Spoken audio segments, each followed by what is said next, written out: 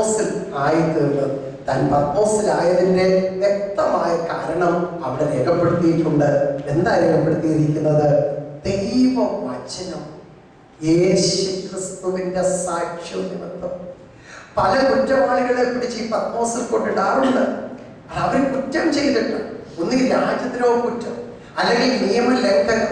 ഈ കുറ്റം ചെയ്ത കുറ്റവാളികളെ ആ പിടിച്ച് അവിടെ കൊണ്ടുനടുന്നത് ഈ പത്മോസിൽ. പക്ഷെ ഞാൻ അങ്ങനെ ഒന്നും ചെയ്തിട്ടില്ല, ഞാൻ രാജ്യദ്രോഹ കുറ്റം ചെയ്തിട്ടില്ല, ഞാൻ നിയമങ്ങളൊന്നും ലംഘിച്ചിട്ടില്ല. പക്ഷെ എനിക്ക് പറയാനൊന്നുണ്ട്, ദൈവവചനവും യേശുക്രിസ്തുവിന്റെ സാക്ഷ്യം നിമിത്തം ഞാൻ പത്മോസ് എന്ന ദ്വീപിലായിരുന്നു. പത്മോസ് എന്ന് പറയുമ്പോൾ വന്നാൽ എല്ലാം കൂടി 45 കിലോമീറ്റർ അതേ വിസ്തീർണമുള്ള ഒരു ചെറിയ ദ്വീപാണ്.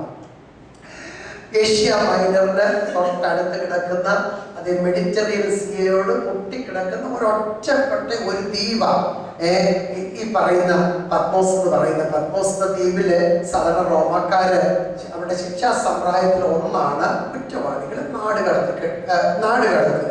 പത്മോസ് ദ്വീപിലേക്ക് ഒരുവൻ നാട് കടത്തപ്പെട്ടാൽ അതോടുകൂടി അവരുടെ കഥ കഴിയാം. പിന്നെ അവൻ തിരിച്ചു വന്ന ഒരു ചരിത്രമില്ല, അവിടെ കൊണ്ട് തന്നെ അവസാനിക്കാം. പിന്നെ തിരിച്ചു വന്ന ഒരു ചരിത്രമില്ല.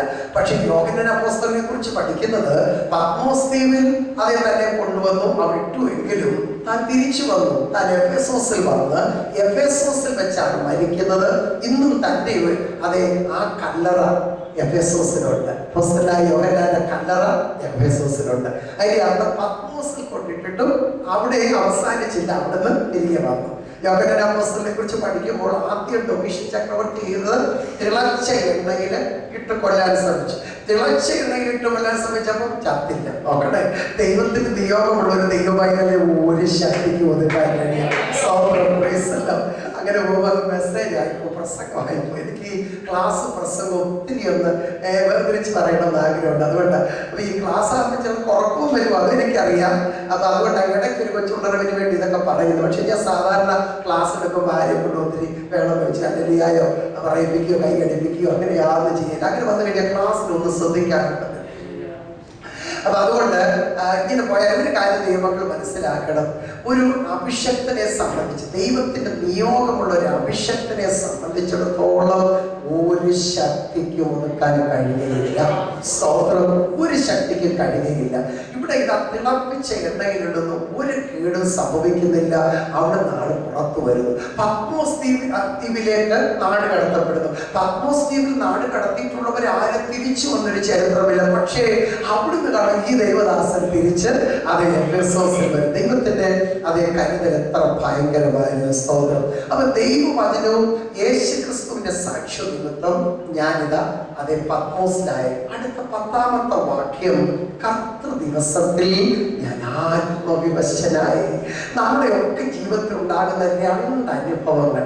ഒന്ന് ഒരു പത്മോസിന്റെ അനുഭവം, 2 ഒരു കർത്തൃ ദിവസം. പത്മോസ് എന്ന് പറയുന്ന ഒറ്റപ്പെട്ട അനുഭവമാണ്. ദൈവമക്കളെ, പലരും ആ അനുഭവത്തിൽ കൂടെ കടന്നു പോകുന്നുണ്ട്. കൂടെ നിറങ്ങി വരാൻ ആരുമില്ല. പ്രാർത്ഥനയ്ക്ക് മുട്ടുമടക്കിയാൽ കൂടെ മുട്ടുമടക്കാൻ ആരുമില്ല. സ്വന്തം ഭർത്താവ് കൂടെ വരില്ല, ഭാര്യ കൂടെ ഇല്ല. ഒറ്റപ്പെട്ട ഒരു അനുഭവം, അതാണ് ഈ പത്മോസിന്റെ അനുഭവം എന്ന് പറയുന്നത്. അത് മാത്രമല്ല, ചൂടേറിയ ഒരു അനുഭവം. പത്മോസ് എന്ന് പറയുന്ന ഒരു മണലാരണ്യം, ചുറ്റും പഴുത്തു കിടക്കുന്ന സ്ഥലമാണ്. ഈ എല്ലും പല്ലും തലമുട്ടുകളും ചിന്നി ചിതറി കിടക്കുന്ന ഇടമാണ്. എല്ലാം കൊണ്ട് ഭീകരത നിറഞ്ഞു നിൽക്കുന്ന, ഭയം നിറഞ്ഞു നിൽക്കുന്ന ഒരു ഇടമാണ്. അവിടേക്കാണ് ഈ ദേവദാസൻ അതേ നാട് കടത്തപ്പെട്ടത്. താൻ അവിടെയായിരിക്കും, ആ പത്മോസിലായിരിക്കും. നമ്മുടെ എല്ലാ ജീവിതത്തില് ഒരു പത്മോസ് ദൈവം വച്ചിട്ടുണ്ട്. സഹോദരൻ, പക്ഷെ പത്മോസ് എന്ന് പറയുന്ന ജീവിതത്തിന്റെ അന്ത്യമല്ല. അതിനപ്പുറം ഒരു കർത്തൃ ദിവസവും കർത്താവ് വച്ചിട്ടുണ്ട്. അതോർക്കണം, കർത്തൃ ദിവസത്തിൽ ഞാൻ ആത്മവിവശനായി. സ്തോത്രം. കർത്തൃ ദിവസം പഴയ നിയമത്തിലും പുതിയ നിയമത്തിലും പൊതുവായി കാണുന്ന ഒരു പ്രയോഗമാണ് കർത്തൃ ദിവസം. കർത്തൃ ദിവസം, കർത്താവിന്റെ ദിവസം. സാധാരണ കർത്തൃ ദിവസം എന്ന് പറയുമ്പോൾ 24 മണിക്കൂറുള്ള ഒരു ദിവസം എന്ന അർത്ഥത്തിലല്ല നമ്മൾ എടുക്കേണ്ടത്. See, it's a period of God's intervention his people. ദൈവം തന്റെ ജനവുമായി ഇടപെടുവാൻ തക്കോണം മാറ്റി വെച്ചിരിക്കുന്ന ഒരു കാലയളവ്. ഒരു ദിവസമല്ല, ഒരു കാലയളവ്. ദൈവം തന്റെ ജനവുമായി ഇടപെടുവാൻ മാറ്റി വെച്ചിരിക്കുന്ന ഒരു കാലയളവ്. പഴയ നിയമത്തിൽ ആമോസിന്റെ പ്രവചനമൊക്കെ പഠിക്കുമ്പോൾ ഈ കർത്താവിന്റെ ദിവസം, യഹോവയുടെ ദിവസം ഒക്കെ അവിടെ രേഖപ്പെടുത്തിയിട്ടുണ്ട്. അപ്പൊ ഈ ഇസ്രായേൽ മക്കൾ നോക്കി കാത്തിരിക്കുന്ന കർത്താവിന്റെ ദിവസം വരുമ്പോൾ ഞങ്ങൾക്ക് എന്ത് ചെയ്യും? ഞങ്ങൾക്കത് വിടുതലാകും, അനുഗ്രഹമാകും, ഞങ്ങളുടെ ശത്രുവിനെ നിഗ്രഹിക്കും, ഞങ്ങൾക്കത് ഞങ്ങൾക്ക് വീണ്ടെടുപ്പായി തീരും എന്നൊക്കെ പറഞ്ഞ ഇവർ നോക്കിയിരിക്കുന്നത്. പക്ഷെ ആമോസ് കൊണ്ട് പറയുന്നു, യഹോവയുടെ ദിവസം, കർത്താവിന്റെ ദിവസം നിങ്ങൾക്ക് അന്ധകാരമായിരിക്കും, നിങ്ങൾക്ക് വിടുതലല്ല, അന്ധകാരമായിരിക്കും. എന്താ കാര്യം? നിങ്ങൾ ദൈവവനത്തെ തള്ളി ദൈവ വഴിവിട്ട് നിങ്ങൾ പുറകോട്ട് ഇറങ്ങിപ്പോകുന്നു. യഹോവയെ ഉപേക്ഷിച്ചു, യഹോവയെ മറന്നു കളഞ്ഞ് നിങ്ങൾ അങ്ങനെ മറുതലിച്ച് ജീവിക്കുമ്പോൾ ആമോസ് പറയുക, നിങ്ങൾക്ക് യഹോവയുടെ ദിവസം എന്ന് പറയുന്നത് അത് വെളിച്ചമല്ല, അന്ധകാരമായിരിക്കും. സ്തോത്രം. അപ്പൊ യഹോവയുടെ ദിവസം, കർത്താവിന്റെ ദിവസം എന്നൊക്കെ സാധാരണ പുതിയ നിയമത്തിലും പഴയ നിയമത്തിലൊക്കെ നമ്മൾ കാണുന്നുണ്ട്. അതിന്റെ അർത്ഥം ഒരു കാലയളവ്. എന്നാൽ അതുകൂടി ഒരൊറ്റ സ്ഥാനത്ത് മാത്രമേ കർത്താവിന്റെ ദിവസം ഒരു ദിവസമായി ചിത്രീകരിച്ചിട്ടുള്ളൂ. 24 മണിക്കൂറാണെങ്കിൽ ഒരു ദിവസം. അതാണ് ഈ 1:10 എന്ന് പറയുന്നത്. അവിടെ കൊടുത്തിരിക്കുന്ന ലോർഡ്സ് ഡേ എന്ന് പറയുന്നത് സൺഡേ ആണ്, ഒരു ഞായറാഴ്ച ദിവസമാണ്, ഉയർപ്പിന്റെ ദിവസമാണ് ഞായറാഴ്ച ദിവസം. ആ ഞായറാഴ്ച ദിവസം എന്ത് സംഭവിക്കുന്നു? ഞാൻ ആത്മവിവശനായി എന്നുള്ളത് ഇംഗ്ലീഷ് പ്രയോഗം ഒന്ന് ശ്രദ്ധിച്ചേ. I was in the spirit. ഞാൻ ആത്മാവിലായി എന്ന. ആത്മവിവശനാകുക എന്ന പലരും വിചാരിച്ചിരിക്കുന്ന അവശനാകുക, വിവശനാകുക. ചില ഞായറാഴ്ച സഭായോഗത്തിന് വന്ന് കുത്തിയിരുന്ന് ഉറങ്ങുന്ന കാണുമ്പോൾ അവര് അവശരായി ഇരിക്കുന്ന പോലെ തോന്നും. അവരങ്ങ് ആത്മാവിൽ അവശരായെന്നല്ല, ആത്മാവിൽ വിവശരായെന്ന് അങ്ങനെ പറയുന്നത്. സ്വന്തം എന്ന് പറഞ്ഞാൽ ആത്മാവിലായി എന്ന. കർത്തൃദിവസത്തിൽ ഞാൻ ആത്മാവിലായി, ആത്മവിവശനായി. സ്തോത്രം. കർത്തൃദിവസം എന്ന് പറഞ്ഞാൽ എന്താ? ഒരു ഞായറാഴ്ച ദിവസം. ഞായറാഴ്ച ദിവസം ആണല്ലോ ദൈവമക്കൾ ദൈവത്തെ ആരാധിക്കുന്നത്. ഞാൻ ഈ ഭാഗം വായിച്ച് ധ്യാനിച്ച് പ്രാർത്ഥിച്ച് ദൈവാത്മാവിന്റെ ഹൃദയത്തിൽ പ്രകാശിപ്പിച്ച ഒരു തോന്നൂടെ ഞാൻ പറഞ്ഞ് മുമ്പോട്ട് പോകാം. ഇതാ ഒരു ഞായറാഴ്ച ദിവസം വന്നുപെട്ടു. യോഹന്നാൻ അപ്പോസ്തലൻ ഒറ്റയ്ക്കായി ഇവിടെ ആയിരിക്കുന്നത്. ദൈവമക്കളെ സംബന്ധിച്ച് ഒരു സൺഡേ എന്ന് പറയുന്ന ആരാധനയ്ക്കുള്ള ദിവസമാണ്. ആരാധന മുടക്കിയുള്ള പരിപാടി അവരെ സംബന്ധിച്ച് വലിയ ബുദ്ധിമുട്ടാണ്. ഇന്ന് മലപുള്ളികളും അങ്ങനെ പോകുന്നു, അത് വേറൊരു കാര്യം. പക്ഷെ ദൈവമക്കളെ സംബന്ധിച്ച് ആരാധന മുടക്കുക ഭയങ്കര പ്രയാസം. വൈകുന്നേരം ആഹാരം കഴിച്ചിട്ടേലും നമുക്ക് ബുദ്ധിമുട്ടില്ല. പക്ഷെ ആരാധന മുടക്കിയാൽ ആ ഒരാഴ്ച മുഴുവൻ ആ ഒരു കുറ്റബോധം, ദൈവത്തിന്റെ സ്തോത്രം, സഭായം ഞാൻ മുടക്കിയല്ലോ എന്നുള്ള ആ ഒരു ഭാരം. ഇവിടെ യോഹന്നാൻ അപ്പോസ്തലൻ ഇതാ ഒരു ഞായറാഴ്ച വന്നുപെട്ടു. ദിവസത്തിൽ ആരാധിക്കേണ്ട ദിവസമാണ്. തന്റെ മനസ്സിൽ കൂടി ഇങ്ങനെ ഒരു ചിന്ത കടന്നു പോയിരിക്കുക. എന്താ കർത്താവേ, എന്റെ കൂടെ നമുക്ക് മടക്കാൻ ആരുമില്ലല്ലോ കർത്താവേ. കഴിഞ്ഞ ഞായറാഴ്ച ഞാൻ എഫെസോസിലായിരുന്നു. ഒരു കൂട്ടം ദൈവമക്കളോട് കൂടെയാണ് ഞാൻ ദൈവത്തെ ആരാധിച്ചത്. ഞാൻ തന്നെ സഭായം നടത്തി, ഞാൻ തന്നെ കർമ്മവേശം നടത്തി, ഒടുവിൽ വിശുദ്ധീകരണം കൈമാറി ഞാൻ പോയത്. ഇപ്പൊ താഴാണ് ഇവിടെ വന്ന് പത്മോസി വന്ന് കിടക്കുന്നത്. എനിക്ക് ആരുമില്ലല്ലോ കർത്താവേ, കൂട്ടിനൊന്ന് മുട്ടുമടക്കാൻ ആരുമില്ലല്ലോ കർത്താവേ എന്നും ഭാരപ്പെട്ടിരിക്കുന്ന സമയത്ത് കർത്താവ് പറഞ്ഞു, അല്ലേ യോഹന്നാനെ, ഇന്നും പകലിലെ ആരാധന ഇതുവരെ നിന്റെ ജീവിതത്തിൽ ഉണ്ടാകാത്ത വ്യത്യസ്തമായ ഒന്നായിരിക്കും. എന്താ? ഇന്ന് പകൽ കൂട്ടിന് നിന്റെ കൂടെ മുട്ടുമടക്കാൻ ഇറങ്ങി വരുന്നത് ഭൂമിയിലെ ഒരു മനുഷ്യനുമല്ല, എൻ്റെ ആത്മാവാണ്. ആ കർത്തൃദിവസത്തിൽ ആത്മാവ് ഇറങ്ങി വരുന്നു. എന്തിനാ? കൂട്ടിനായി ഇറങ്ങി വരുന്നു. ആത്മാവിലാകുന്നു. അന്തരീക്ഷം അത് മാറുകയാണ്. സ്തോത്രം. ഒറ്റയ്ക്കും മറ്റുമൊക്കെ വിശ്വാസത്തിലേക്ക് ഇറങ്ങി വന്നിരിക്കുന്ന പ്രിയപ്പെട്ടവരെ, പലപ്പോഴും നമ്മെ ഭാരപ്പെടുന്ന ഒരു വിഷയമാണ്, കർത്താവേ ഞാൻ തനിച്ചേ ഉള്ളല്ലോ. ഞാൻ അത് ഒറ്റയ്ക്ക് വിശ്വാസ മാർഗത്തിലേക്ക് ഇറങ്ങി വന്ന് ഞാൻ ഒത്തിരി പ്രയാസങ്ങൾ എൻ്റെ ഭവനത്തിൽ നിന്ന് അനുഭവിച്ചവന്. എൻ്റെ ഭവനത്തിൻ്റെ വാതിൽ എനിക്കെതിരെ പൊട്ടി അടച്ചത്, എൻ്റെ വീട്ടിൽ കയറ്റിപ്പോകരുത് എന്നോട് പറഞ്ഞത്, ഇട്ടിരുന്ന വസ്ത്രം ഒരു വെള്ളയൊഴുക്കും ഒരു ട്രങ്കുമായി, ട്രങ്ക് എന്ന് പറഞ്ഞാൽ പഴയ കാലത്തെ നമ്മുടെ ബ്രീഫ് കേസ്, ആ ട്രങ്കുമായി ഞാൻ വീട് വിട്ടിറങ്ങി വന്നവൻ. ആ ദൈവമക്കളെ എന്നാൽ കണ്ണുകൾ നിറഞ്ഞുകൊണ്ട് പറയട്ടെ, കഴിഞ്ഞ 39 പരം വർഷമാകുന്നു കർത്താവ് നടത്തുന്ന വിധങ്ങൾ എത്ര ശ്രേഷ്ഠമാണ്. സ്തോത്രം. വിശ്വാസ മാർഗത്തിലേക്ക് ഇറങ്ങി വന്നിട്ട് ആർക്കെങ്കിലും ഞങ്ങളുടെ ഭവനം ഞങ്ങൾക്കെതിരായി അടയപ്പെട്ടു പോയിട്ടുണ്ടെങ്കിൽ നിരാശപ്പെടരുത്. ഒരു വാതിലായിരിക്കും നിങ്ങൾ ആളുകൾക്ക് വേണ്ടി അടയപ്പെടുന്നത്. എന്നാൽ സ്വർഗം ഒരുക്കുന്ന വാതിലുകൾ എത്രയെന്നറിയാമോ? ഒരു വാതിൽ അടയപ്പെടുമ്പോൾ മറുഭാഗത്ത് എത്ര വാതിലുകൾ, സ്വർഗീയ കിളിവാതിൽ അവൻ തുറന്നു തരുന്ന സ്തോത്രം. അപ്പൊ ഈ ഒറ്റപ്പെട്ടതിന്റെ വേദന ഞാൻ ഒത്തിരി അനുഭവിച്ചതാണ്. ഈ ഭാഗമൊക്കെ വായിക്കുമ്പോൾ ഒത്തിരി ബലമല്ല. ഞാൻ ഒറ്റയ്ക്കല്ലല്ലോ, കർത്താവ് എൻ്റെ കൂടെ ഉണ്ടല്ലോ, ആത്മാവിലേക്ക് ഇറങ്ങി വരുന്നല്ലോ. അങ്ങനെ ആത്മാവിലാകുന്നു സ്തോത്രം. ഇനി ഗ്രീക്കില് ഈ ഭാഗം പഠിക്കുമ്പോൾ I was in the spirit, in the spirit എന്നുള്ളതിന് ഗ്രീക്ക് പ്രയോഗം പഠിച്ചാൽ വളരെ ആഴമായ അതേ ആശയം അതിലുണ്ട്. ദൈവത്തിന് സ്തോത്രം. വീഡിയോ എടുക്കുന്നുണ്ട്. അപ്പൊ അതുകൊണ്ട് ആ നിലയിലൂടെ നിന്നില്ലെങ്കിൽ വീഡിയോയ്ക്ക് അതെന്റെ തല കാണുന്നില്ല, ശബ്ദം മാത്രമേ കാണുന്നില്ല. സ്തോത്രം. അപ്പൊ തന്നെ ഇന്ന് ആന്റി എന്നെ കാണുന്നില്ല, പുറകിരിക്കുന്നവർക്ക് ബുദ്ധിമുട്ടുണ്ട്. ഇനി ഏതായാലും എല്ലാം കൂടെ ശ്രദ്ധിക്കണമല്ലോ, വീഡിയോ ശ്രദ്ധിക്കണം, ആളുകളെ ശ്രദ്ധിക്കണം. ഓക്കെ, ഇൻ ദ സ്പിരിറ്റ്, ആത്മാവിലാകുക എന്ന് പറഞ്ഞാൽ അതിന് കൊടുത്തിരിക്കുന്ന ഗ്രീക്ക് പ്രയോഗം എൻടോന്യൂമാറ്റി എന്ന പ്രയോഗം. എൻടോന്യൂമാറ്റി, EN എന്നിട്ടൊരു സ്പേസ് ഇട്ട് TO എന്നിട്ട് വീണ്ടും സ്പേസ് ഇട്ട് ന്യൂമാറ്റിക് PNEUMATI. എൻടോന്യൂമാറ്റി എന്ന ഗ്രീക്ക് പ്രയോഗം. എൻടോന്യൂമാറ്റി എന്ന ഗ്രീക്ക് പ്രയോഗത്തിന് 3 അർത്ഥമാണുള്ളത്. ഒന്ന്, transposition in the spirit. Transposition in the spirit എന്നാൽ എന്ന് പറഞ്ഞാൽ ആത്മാവിൽ ഉയർന്ന ഒരു തലത്തിലേക്ക് മാറ്റപ്പെടുക. ആത്മാവിൽ ഉയർന്ന ഒരു തലത്തിലേക്ക് മാറ്റപ്പെടുക.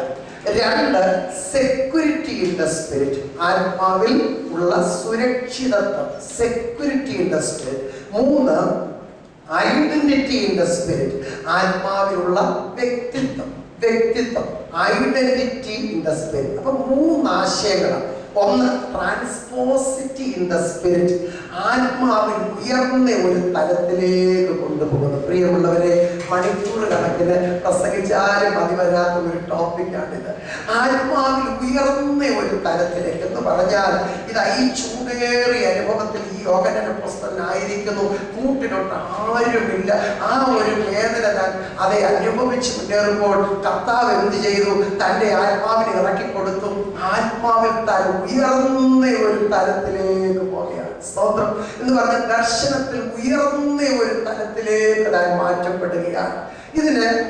ഇത് മനസ്സിലാക്കാന് നമുക്ക് പ്രവർത്തികളുടെ പുസ്തകം 7-ാം അധ്യായം 54-55 വാക്യങ്ങൾ പഠിച്ചാൽ വായിക്കണ്ട. അവിടെ സ്തെഫാനോസിനെ കുറിച്ച് വായിക്കുന്നു. സംഘത്തിന് സഭ തനിക്കെതിരായി തിരിഞ്ഞു, പലരും തന്റെ നേരെ കുറിച്ചു നോക്കുന്നു.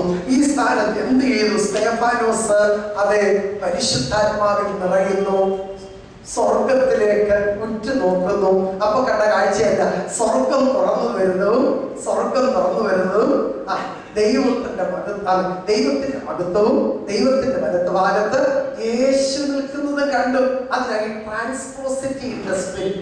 അതുവരെ ഭൂമിയിലായിരുന്ന ആ സ്തെഫാനോസ് പരിശുദ്ധാത്മാവിൽ നിറഞ്ഞ് അവൻ ഉയർന്ന ഒരു തലത്തിലേക്ക് മാറ്റപ്പെടുന്നു.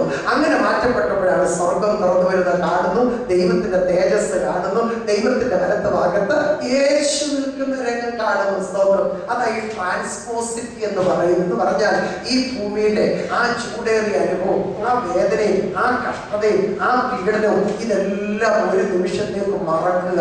എപ്പോൾ പരിശുദ്ധാത്മാവ് ഇറങ്ങി വരുന്നു, ആത്മാവിൽ ഉയർന്ന ഒരു തലത്തിലേക്ക് അത് മാറ്റപ്പെടുക. സ്തോത്രം. 2, സെക്യൂരിറ്റി ഇൻ ദ സ്പിരിറ്റ് എന്ന് പറഞ്ഞാൽ ഈ പത്മോസിൽ ആരുണ്ട് കൂട്ടിന്? ഒരു കുഞ്ഞു കൂട്ടിനില്ല. അവിടെ ഈ സുരക്ഷിതത്വം നൽകേണ്ടതിന് വേണ്ടി തമ്പുരാൻ ഇറക്കിക്കൊടുത്ത അതേ ശക്തിയാണ് എന്ത്? പരിശുദ്ധാത്മാവ്. തനിക്ക് കൂട്ടിന് കൊടുത്ത, തനിക്ക് സുരക്ഷിതത്തിന് കൊടുത്ത, സംരക്ഷണത്തിന് കൊടുത്ത ശക്തിയാണ് പരിശുദ്ധാത്മാവ്. സ്തോത്രം. 3, ഐഡന്റിറ്റി ഇൻ ദ സ്പിരിറ്റ് എന്ന് പറഞ്ഞാൽ ഈ ആത്മാവിൽ താൻ ആരെന്ന് വെളിപ്പെട്ട് വരുന്നത് കേവലം ഒരു വ്യക്തിയല്ല, ഒരു അപ്പോസ്തലനല്ല. അതിനേക്കാൾ ഉപരി പരിശുദ്ധാത്മാവിൽ താന് ഒരു വലിയ ആളത്വമായി മാറുക, വ്യക്തിത്വമായി മാറുക. തെളിവ് ഞാൻ തരാം. 11 മുതൽ 13 വരെയുള്ള വാക്യങ്ങൾ നമ്മൾ പരിശോധിച്ചാൽ ഇതാ, കാഹളനാദത്തിനൊത്ത ശബ്ദം എന്റെ പിറകിൽ ഞാൻ കേട്ടു. അവൻ എന്ത് എന്ന് കാണുവാൻ ഞാൻ തിരിഞ്ഞു നോക്കിയപ്പോൾ എന്നാ കാണുന്നത്? കാഹളനാദമല്ല കാണുന്നത്, കാഹളവും അല്ല, കാഹളനാദം ഊതിയ അനുഭവമല്ല കാണുന്നത്. പറയുന്നത്. മറിച്ച് തിരിഞ്ഞു നോക്കിയപ്പോൾ ഞാൻ അവനെ കണ്ടു. ആരെ കണ്ടു? എന്റെ വീണ്ടെടുപ്പുകാരനെ കണ്ടു. സ്തോത്രം. നോക്കണേ, പത്മോസിന്റെ ഏകാന്തതയിൽ താൻ ആയിരിക്കുന്നുവെങ്കിലും താൻ ആരെന്ന് വെളിപ്പെട്ടു വരുവാൻ എന്ത് ചെയ്തു? തന്നെ ഉയർന്നൊരു തലത്തിലേക്ക് കൊണ്ടുപോകുന്നു. കാഹളമാക്കുന്ന ശബ്ദം താൻ കേൾക്കുന്നു. തിരിഞ്ഞു നോക്കിയപ്പോൾ തന്റെ ഉടയവനും തന്റെ വീണ്ടെടുപ്പുകാരനുമായ ഒരുവൻ പുറകിൽ നിൽക്കുന്നു. അവനെ കണ്ടു. സ്തോത്രം. എത്ര പ്രിയമുള്ളവർക്ക് അകത്തുറപ്പുണ്ട്. ഏത് ചൂടേറിയ അനുഭവത്തിൽ കൂടെ കടന്നുപോയാലും, വേദനയുടെ അനുഭവത്തിൽ കൂടെ കടന്നുപോയാലും, ആരും തന്നെ സഹായിപ്പാൻ നമ്മെ ചിന്തിച്ചാലും, കൃപ പ്രാപിച്ച ദൈവമൈതലേ, നീ പുറകോട്ടൊന്ന് തിരിഞ്ഞു നോക്കിയേ. ആരാ നിൽക്കുന്നത്? നിനക്ക് വേണ്ടി ചങ്കിലെ ചോര ഊറ്റി തന്ന നിന്റെ വീണ്ടെടുപ്പുകാരനാണ് നിൽക്കുന്ന ദൈവത്തിന്റെ സ്തോത്രം. അങ്ങനെ കർത്തൃ ദിവസത്തിൽ താൻ ആത്മവശനാകുന്നു. കാഹളനാദത്തിനൊത്ത ശബ്ദം പുറകിൽ കേൾക്കുന്നു. ഉയർന്ന ഒരു തലത്തിലേക്ക് അത് ദർശനത്തിൽ കൊണ്ടുപോകുന്നു. അവിടെ വെച്ചാണ് ഇതാ യേശുക്രിസ്തു, മനുഷ്യപുത്രന്റെ സദൃശനായ യേശുക്രിസ്തുവിനെ താൻ കാണും. ഇനിയും യേശുക്രിസ്തു ന്യായാധിപനായി വെളിപ്പെട്ടു വരുമ്പോൾ അപ്പോൾ തനിക്കുള്ള ആ ഭാവം, തന്നെ കുറിച്ചുള്ള ആ വർണ്ണന, അതാണ് 13 മുതലുള്ള വാക്യം. 12 വാക്യങ്ങൾ നമ്മൾ പഠിക്കണം. യേശുക്രിസ്തു ന്യായാധിപനായി വെളിപ്പെട്ടു വരുമ്പോൾ അപ്പോൾ തനിക്കുള്ള ആ ഒരു അതേ പ്രത്യേകതകൾ 12 വാക്യങ്ങൾ ഒന്ന് വായിച്ച് 1:12 മുതൽ. ഞാൻ തിരിഞ്ഞു. അടുത്തത്. തിരിഞ്ഞപ്പോൾ 7 പൊൻനിലവിളക്കുകളെയും നിലവിളക്കുകളുടെ നടുവിൽ നിലയങ്കി ധരിച്ച് മാറത്ത് പൊൻകച്ച കെട്ടിയവനെയും മനുഷ്യപുത്രനോട് സദൃശനായവനെയും കണ്ടു. എന്ന് പറഞ്ഞ കാഹളമാത്ര ശബ്ദം ഞാൻ കേട്ടു. എന്താ എന്ന് കാണുവാൻ ഞാൻ തിരിഞ്ഞു നോക്കിയപ്പോ കണ്ടതാരാ? അവനെയാ കണ്ടത്. അവനെ കണ്ടു. അവനെ എങ്ങനെയാ കാണുന്നത്? നോക്കട്ടെ. 7 നിലവിളക്കുകളുടെ നടുവിൽ, 7 നിലവിളക്കുകളുടെ നടുവിൽ. 20ാമത്തെ വാക്യത്തിൽ വരുമ്പോൾ 7 നിലവിളക്കുകളുടെ വ്യാഖ്യാനം കൊടുത്തിട്ടുണ്ട്. അത് 7 സഭകളാണ്. 7 സഭകൾ. ആ 7 സഭകളുടെ നടുവില് കർത്താവിന്റെ സ്ഥാനം എവിടെ? പ്രിയമുള്ളവരെ, ബൈബിൾ ത്രൂ ഔട്ട് ബൈബിൾ നമ്മൾ പഠിച്ചാൽ കർത്താവിന്റെ സ്ഥാനം എവിടെ? കർത്താവിന്റെ സ്ഥാനം എന്ന് പറയുന്നത് പുറകിലല്ല. കർത്താവിന്റെ സ്ഥാനം നടുവില്ല. പുറപ്പാട് 25:8 നാം ഇങ്ങനെ വായിക്കുന്നു, ഞാൻ അവരുടെ നടുവിൽ വസിക്കേണ്ടതിന് എനിക്ക് ഒരു കൂടാരം ഉണ്ടാക്കണം. കർത്താവ് പുറകിലല്ല, കർത്താവ് നടുവിൽ വസിക്കണം. നടുവിൽ ജീവിതത്തിന്റെ കേന്ദ്ര ബിന്ദു കർത്താവായി മാറും. He must be the center of our life. കേന്ദ്ര ബിന്ദു കർത്താവായി മാറണം. ഞാനൊരു സാധാരണ ഉപയോഗിക്കുന്ന ഒരു ദൃഷ്ടാന്തമുണ്ട്. ഈ മാനുവൽ ടൈപ്പ്റൈറ്റർ. ഒരു സമയത്തൊക്കെ നമ്മൾ ഈ മാനുവൽ ടൈപ്പ്റൈറ്റർ ആയിരുന്നു.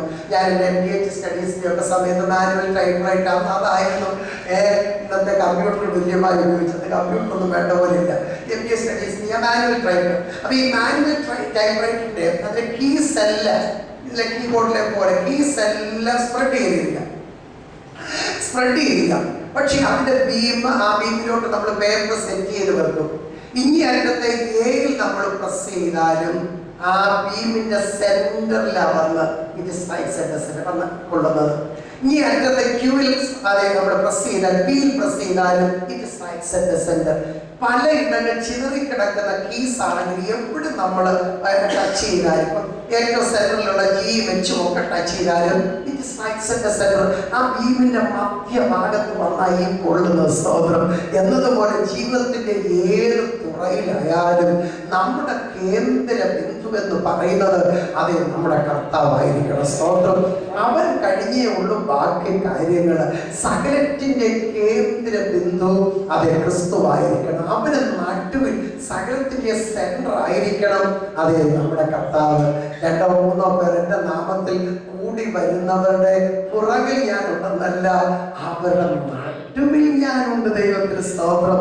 പ്രിയേക ദൈവതൃത്വം തന്നെ എടുത്തു നോക്കി. പിതാവായ ദൈവത്തിന്റെ പുത്രനായ പരിശുദ്ധാത്മാവ് ദൈവത്തിന്റെ നടുവിലാണ് യേശു ക്രിസ്തുവിന്റെ സ്ഥാനം. ഇനി ക്രൂശിലേക്ക് നമ്മൾ നോക്കിയേ, രണ്ട് കള്ളന്മാരുടെ നടുവിലാണ്, സ്തോത്രം, നടുവിലാണ് കർത്താവിന്റെ സ്ഥാനം. അത് റോമക്കാർ അറിയാമോ അങ്ങനെയൊക്കെ ചെയ്തു വെച്ചതാ. പക്ഷെ അത് ദൈവത്തിന്റെ പദ്ധതി അങ്ങനെ ആയിരുന്നു. നടുവിലാണ്, ആകാശത്തിനും ഭൂമിക്കും നടുവിൽ, സ്തോത്രം. ഇനി പോകട്ടെ, ആമേൻ. താമസമില്ല, കർത്താവ് മടങ്ങി വരുന്നു. വെളിപ്പാട് പുസ്തകം 21:4 നമ്മൾ വായിക്കുന്നു എന്ത്? ആമേൻ, ഇതാ അവൻ അവരോട് കൂടെ, എന്റെ മൂലഭാഷയിൽ അവൻ അവിടെ നടുവില്ല. ഇനി തേജസ്സിൽ കർത്താവ് മടങ്ങി വരുമ്പോഴും നമ്മൾ രൂപാന്തരം പ്രാപിച്ച് കർത്താവിനോട് കൂടെ ആയിരിക്കുമ്പോഴും കർത്താവ് എവിടെ? നടുവില്ല, നടുവില്ല, സ്തോത്രം. നോക്കണേ, ആമേൻ. ഞാൻ അവിടെ നടുവിൽ വസിപ്പാൻ അവർ എനിക്കൊരു വിശുദ്ധമന്ദിരം ഉണ്ടാക്കണം. അപ്പൊ 7 നിലവിളക്കുകളുടെ നടുവിൽ, സഭയുടെ നടുവിൽ, കർത്താവിന്റെ സ്ഥാനം സഭയുടെ നടുവില്ല. ആമേൻ. കർത്താവിന്റെ സ്ഥാനം പുറത്തു കൊടുക്കരുത്, സഭയ്ക്ക് നടുവില്ല. എന്നുവെച്ചാൽ സഭയുടെ എല്ലാം കർത്താവായിരിക്കണം. 2, ആമേൻ, മാറത്ത് പൊൻകച്ച കെട്ടിയവൻ, മാറത്ത് പൊൻകച്ച, golden slash around the chest. മാറത്ത് പൊൻകച്ച കെട്ടിയവൻ. മാറത്ത് പൊൻകച്ച കെട്ടുക എന്ന് പറഞ്ഞാൽ ഇംഗ്ലീഷ് ന്യായാധിപന്മാർ സാധാരണ അത് വിസ്താരത്തിനായി കടന്നു വരുമ്പോൾ അവർ കയറിയിരിക്കുന്ന ഭീമ എന്ന് പറഞ്ഞാൽ ആ സിംഹാസനത്തിൽ കയറിയിരിക്കുമ്പോൾ വിസ്താരത്തിനായിട്ട് കടന്നു വരുമ്പോൾ അവർ ധരിക്കുന്ന ഒരു പ്രത്യേക ഒരു ഡ്രസ്സാണ് അത് മാറത്ത് പൊൻകച്ച. ഇതൊരു പാഡാണ്. ഈ നെഞ്ചത്തൂടെ കുറുകൻ അത് വച്ചിരിക്കുന്ന ഒരു പാഡാണ്. ഇംഗ്ലീഷ് ന്യായാധിപന്മാര് ഇന്ന് ഉപയോഗിച്ചു വരുന്ന ഒന്നാണ്. അതിന്റെ അർത്ഥം എന്താ? ഇത് വിസ്താരത്തിനായിട്ടാണ് ഈ ന്യായാധിപൻ കടന്നു വരുന്നത്. ഇന്ന് വിസ്താര ദിവസമാണ്. ഇതുപോലെ സർവ മാനവ ജാതിയെ ഒരുപോലെ വിസ്തരിപ്പാൻ, ഒരുപോലെ ന്യായം വിധിപ്പാൻ അധികാരത്തോടെയാണ് ആരും വരുന്നത്? നമ്മുടെ കർത്താവ് വരുന്നത് മാറത്ത് പൊൻകച്ച കെട്ടിയവനായി. അടുത്തത് അവന്റെ ഡ്രസ് ഒന്ന് നോക്കിയ നിലയങ്കി ധരിച്ചവനായി. എന്താ ഈ നിലയങ്കി? ഒരിക്കലും ഒരാളെ തെറ്റിച്ച് വായിച്ചു നീലയങ്കി എന്ന്. നീലയങ്കി അല്ല, നിലയങ്കി, സ്തോത്രം. നിലയങ്കി എന്ന് പറഞ്ഞാൽ നിലം വരെ മുട്ടിക്കിടക്കുന്ന വസ്ത്രം. നിലം വരെ മുട്ടിക്കിടക്കുന്ന വസ്ത്രം. നൈറ്റി അല്ല കേട്ടോ, നൈറ്റി നിലം വരെയാണ്, എനിക്കറിയത്തില്ല. നൈറ്റി പോലെ ഓർത്തു, നിലം വരെ മുട്ടിക്കിടക്കുന്ന ഒരു വസ്ത്രം. എന്റെ ദൈവമേ, ഞാൻ സൗദി അറേബ്യയിൽ ആദ്യം ചെന്നപ്പോൾ അവിടെ വെച്ച് എനിക്ക് ഒത്തിരി കത്തോലിക്കലെ അച്ഛന്മാരെ കാണാനിടയായത്. ഞാനല്ല അത്ഭുതപ്പെട്ടു. ദൈവം ഇത്രയും കത്തോലിക്ക സഭകളുണ്ടോ? ഇവരെല്ലാം അച്ഛന്മാരാണല്ലോ. നമുക്ക് കണ്ടില്ല ഇറങ്ങി നടക്കുന്നത്. പക്ഷെ ഒരു വ്യത്യാസം, തലയിൽ ഇങ്ങനെ നീളത്തിൽ ഒരു തുണി ഇട്ടിട്ട് പിന്നെ തിരികെ പോലെ ഏതാണ്ട് ഉച്ചയ്ക്കും വെച്ചിട്ടുണ്ട്. ആ ഒരു വ്യത്യാസം. അപ്പൊ ഞാൻ ധരിച്ചു കത്തോലിക്ക അച്ഛന്മാരാണ്. പിന്നല്ലേ മനസ്സിലായി അച്ഛന്മാരല്ല, അവർ അറബിമാരായിട്ടോ. വെള്ള വസ്ത്രം, കാലിന്റെ അട്ടി വരെ മുട്ടത്തക്ക നിലയിൽ വെള്ള വസ്ത്രം. അപ്പൊ നോക്കണേ, അവിടെ നിലയങ്കി, നിലം വരെ മുട്ടി നിൽക്കുന്ന അങ്കി, അതിനാണ് നിലയങ്കി. പഴയ നിയമം നമ്മൾ പഠിച്ചാൽ 3 കൂട്ടരാണ് നിലയങ്കി ധരിക്കാറുള്ളത്. 1, പുരോഹിതന്മാർ. പുരോഹിതന്മാർ അവർ നിലയങ്കി ധരിച്ചിരുന്നു. 2, പ്രവാചകന്മാർ നിലയങ്കി ധരിച്ചിരുന്നു. 3, രാജാക്കന്മാർ നിലയങ്കി ധരിച്ചിരുന്നു. അപ്പൊ പുരോഹിതന്മാർ, പ്രവാചകന്മാർ, രാജാക്കന്മാർ, അങ്ങനെ 3 കൂട്ടരാണ് എന്താ നിലയങ്കി ധരിച്ചത്. ഇവിടെ ഇതാ ന്യായാധിപനായി കടന്നു വരുന്ന നമ്മുടെ കർത്താവ്, അതും വിസ്താരത്തിനായി കടന്നു വരുന്ന നമ്മുടെ കർത്താവ്.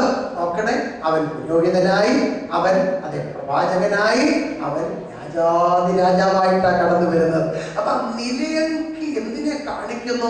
ക്രിസ്തുവിന്റെ 3 ഔദ്യോഗിക സ്ഥാനത്തെ കാണിക്കുന്നു. 3 ഔദ്യോഗിക സ്ഥാനത്ത്. 1, അവനൊരു പുരോഹിതൻ. 2, അവനൊരു പ്രവാചകൻ. 3, അവൻ രാജാവ്. സ്തോത്രം. അങ്ങനെയുള്ള ക്രിസ്തുവാണ് ഇപ്പോൾ എന്തായി വരുന്നത്? ന്യായാധിപനായി വെളിപ്പെട്ടു വരുന്നത്. മുന്നോട്ടൊന്ന് വായിച്ച് അടുത്ത വായിച്ചു. അവന്റെ തലയും തലമുടിയും വെളുത്ത പഞ്ഞി പോലെ, അവന്റെ തലയും തലമുടിയും വെളുത്ത പഞ്ഞി പോലെ ഹിമത്തോളം വെള്ളയും. ഇവിടെ അങ്ങനെ ആരും ഇല്ലെന്ന് തോന്നുന്നു. അവന്റെ തലയും തലമുടിയും എങ്ങനെ ഇരിക്കുക? നല്ല വൈറ്റ് വാഷ് ചെയ്ത പോലെ ഇരിക്കുക, വെളുത്ത് ഹിമം പോലെ. സ്തോത്രം. അപ്പൊ ഈ രംഗം നമ്മുടെ മനസ്സിൽ വന്നാൽ ഈ വന്നിരിക്കുന്ന ന്യായാധിപനാരും ഒരു പടുകിളവനാണ് കേട്ടോ, മുതുകിളവനാണ്. ഒത്തിരി പ്രായം ചെന്ന് ക്ഷീണിതനായി വരുന്ന ഒരുവനും തോന്നുന്നു. സ്തോത്രം. ഈ വെളുത്ത ഹിമം പോലെ വെണ്മയാർന്ന മുടി. അത് കർത്താവിന്റെ പ്രായാധിക്യത്തെ അല്ല കാണിക്കുന്നത്. നമ്മെ വിട്ടു പോയിട്ട് 12,000 ചിന്തുവാൻ വർഷമാകുന്നു. അപ്പൊ അതുകൊണ്ട് പ്രായം ഒത്തിരി അടിച്ചു പോയെന്ന് അങ്ങനെയല്ല, പ്രായാധിക്യത്തെ അല്ല. ഈ വെളുത്ത ഹിമം പോലെ അതേ വെണ്മയാർന്ന തലമുടി കാണിക്കുന്ന 3 കാര്യങ്ങൾ. ഒന്ന്, വിശുദ്ധിയെ കാണിക്കുന്നു. വെണ്മ എപ്പോഴും വിശുദ്ധിയെ കാണിക്കുന്നു. വെണ്മ വിശുദ്ധിയെ കാണിക്കുന്നു അല്ലേ? വെണ്മ വിശുദ്ധിയെ കാണിക്കുന്നു. രാഷ്ട്രീയക്കാരുടെ വെളുപ്പിന്റെ കാര്യമല്ല പറയുന്നത്. രാഷ്ട്രീയക്കാർ വെളുത്ത് ധരിച്ചുകൊണ്ടാണെന്നുകൊണ്ട് അകത്ത് മറ്റേ പ്രയോഗം കാണിച്ചു. അത് ഭയങ്കര വാസ്തവം.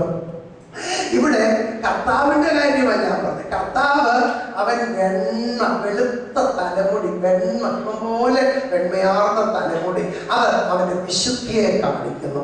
2, അവന്റെ അധികാരത്തെ കാണിക്കുന്നു. ഈ വരുന്നവൻ സാധാരണ ഒരുവനല്ല. ഒരിക്കൽ അവനൊരു സാധാരണ വ്യക്തിയായി നമ്മുടെ ഇടയിൽ പാർത്തു. സാധാരണ ഒരു വ്യക്തിയെ പോലെ അവൻ മരിച്ചു. സാധാരണ ഒരു വ്യക്തിയെ പോലെ അവൻ അടക്കപ്പെട്ടു. ഇപ്പൊ വരുന്ന അങ്ങനെയല്ല. ഇപ്പൊ അവൻ അധികാരത്തോടെയാണ് അവൻ കടന്നു വരുന്നത്. സ്തോത്രം. 3, അവന്റെ രാജകീയ പ്രഭയാണ് ഈ വെളുത്ത അഥവാ വെണ്മ പോലെ ഹിമം പോലെ രാജകീയ പ്രഭ. You will see the splendor of a king, royal splendor എന്ന് വേണേ പറയാം. രാജകീയ പ്രഭയാണ് ആ തലമുടി அதை വിളിച്ച് കാണിക്കുന്നത്. സ്തോത്രം. അപ്പൊ അവന്റെ തലയും തലമുടിയും വെളുത്ത പഞ്ഞി പോലെ ഹിമത്തോളം വെള്ളം. ഇനി കർത്താവിന്റെ ശരീരത്തിന്റെ ഓരോ ഭാഗങ്ങൾ അല്ലെങ്കിൽ അംഗവർണ്ണന എന്ന് വേണേ പറയാം. തലയായി. ഇനി അടുത്ത് നമ്മൾ ശ്രദ്ധിക്കാൻ പോകുന്നത് അഗ്നിജ്വാലയ്ക്കൊത്ത കണ്ണ്. എന്റെ ദൈവമേ, അഗ്നിജ്വാലയ്ക്കൊത്ത കണ്ണ്. ഇങ്ങനെയുള്ള കണ്ണുള്ള കർത്താവിനെ നമ്മൾ ഇതുവരെ കണ്ടിട്ടില്ല. ഇല്ല. നോക്കിയേ, കർത്താവിന്റെ കണ്ണുകൾ എത്ര നിഷ്കളങ്കമായ കണ്ണുകൾ, എത്ര ദയനീയത ഉൾക്കൊണ്ട കണ്ണുകളാണ്, കരുണ ഉൾക്കൊണ്ട കണ്ണുകളാണ്. ആരെ കണ്ടാലും മനസ്സലിയുന്നു, കരുണ കാണിക്കുന്നു. അത്ര ആർദ്രതയുള്ള കണ്ണുകളായിരുന്നു കർത്താവിന്. എന്ന് വെച്ചാൽ ഈ ഭൂമിയിലായിരുന്ന കർത്താവിന് ആർദ്രതയുള്ള കണ്ണുകളാണ്. അതുകൊണ്ടല്ലേ മറിയയുടെ ആ നിറകണ്ണീന്റെ മുമ്പിൽ വന്ന് എന്റെ കർത്താവ് പൊട്ടിക്കരഞ്ഞു. സ്വന്തം അങ്ങനല്ലേ വായിക്കുന്നത്? യോഹന്നാന്റെ സുവിശേഷം 11-ാം അധ്യായം 35-ാമത്തെ വാക്യം നമ്മൾ വായിക്കുന്നു. Jesus wept. യേശു എന്ത് ചെയ്തു? കരഞ്ഞു. അയ്യോ, സാധാരണ ഒരാൾ കുത്തിയിരുന്ന് കരയുന്ന പോലെ കരഞ്ഞു. യേശു കരഞ്ഞു. ഒരു സാധു സ്ത്രീയുടെ കണ്ണുനീരും ആ വേദന കണ്ടപ്പോൾ കരഞ്ഞു. എനിക്ക് അതിന്റെ മലയാള ഭാഷാത്തിൽ എനിക്ക് ഒത്തിരി സന്തോഷം തോന്നി. ഇംഗ്ലീഷ് ജീസസ് എന്ന് പറഞ്ഞ വലിയ ആശയമൊന്നുമില്ല. കരഞ്ഞു. എന്നാൽ മലയാളത്തിൽ കൊടുത്തിരുന്നത് യേശു കണ്ണുനീർ വാർത്തു. ഞാൻ അടുക്കളയിലൊക്കെ എൻ്റെ അമ്മയ്ക്ക് ഇടയ്ക്കിടയ്ക്ക് അസുഖമൊക്കെ വരുമായിരുന്നു. ഇപ്പം അമ്മയില്ല, അമ്മ മരിച്ചു. എന്നാൽ ഞാൻ വീട്ടിൽ മൂത്ത സന്താനമായതുകൊണ്ട് ചിലപ്പോൾ എന്ത് ചെയ്യും, അടുക്കളയിൽ കയറേണ്ട ഗതി വരും. കാരണം ഇളയങ്ങൾക്ക് സമയത്തിന് ആഹാരമൊക്കെ വെച്ച് കൊടുക്കേണ്ടി വരും. ചോദന നമ്മുടെ വീട്ടിൽ വന്ന് വരും. അപ്പൊ ഈ ചോറ് വെക്കാനും ചമ്മന്തി അരയ്ക്കാൻ പിന്നെ മീൻ വറക്കാനും 3 ഐറ്റമേ അറിയാം. അന്നും അതറിയാം, ഇന്നും അറിയാം. അതിലധികം ഒന്നും എനിക്ക് അറിയത്തില്ല. അത് മതി. അത്യാവശ്യം പാഴ്സലൊക്കെ ജീവിക്കാൻ ഇത് 3 മതി. ചോറ്, ചമ്മന്തി, മീൻ വറക്കുന്നത്, അത്രയും മതി. അത് 3 അറിയാം. മറ്റൊന്നും എനിക്ക് അറിയത്തില്ല. ഞാൻ പഠിച്ചിട്ടുമില്ല, ശ്രമിച്ചിട്ടുമില്ല. പോട്ടെ. അപ്പൊ ഈ അരി വാർക്കുന്നത് പറഞ്ഞാൽ അരി ഇങ്ങോട്ട് എന്ത് തിളച്ച് കയറി വരും. ഒടുവിൽ വാർക്കേണ്ട സമയമാകുമ്പോൾ ഒന്നോ രണ്ടോ ചോറെടുത്ത് നോക്കി ഞെക്കി നോക്കുമ്പോൾ അതിനകത്ത് വേവ് സംഭവിച്ചിട്ടുണ്ടോ. അപ്പൊ വെന്ത് കഴിഞ്ഞാൽ തിരിച്ച് വെള്ളം കൂടെ എടുത്ത് ഒഴിച്ച് ഈ എല്ലാം ഒന്ന് കുറച്ചിട്ടിട്ട് ഈ വാർക്കാനായിട്ടുള്ളൊരു ശ്രമം. അപ്പൊ പിന്നെ അതിൻ്റെ ഒരു ചട്ടി എടുത്ത് അടുപ്പത്തോട് ചേർത്ത് അങ്ങോട്ട് വെച്ച് ഈ കലവും, ഇന്നത്തെ ഗ്യാസ് സ്റ്റവ് അല്ലേ ഞാൻ പറയുന്നത്, അതിനകത്ത് ഈ കലവും ആ ചോറും കൂടി ഇങ്ങനെ ചരിച്ച് ഇങ്ങോട്ട് കൊണ്ടുവരുമ്പോൾ ഒരു മൂടി കൂടെ വെച്ചിട്ടാണ്, അല്ലെ കയ്യിലെല്ലാം കൂടെ വീഴും. മൂടി കൂടെ വെച്ച് ഇങ്ങനെ ചരിച്ച് കൊണ്ടുവന്ന് ഈ ചട്ടിയിൽ മുട്ടിച്ചു വെച്ചിട്ട് ഒരു സപ്പോർട്ട് കൊടുക്കും.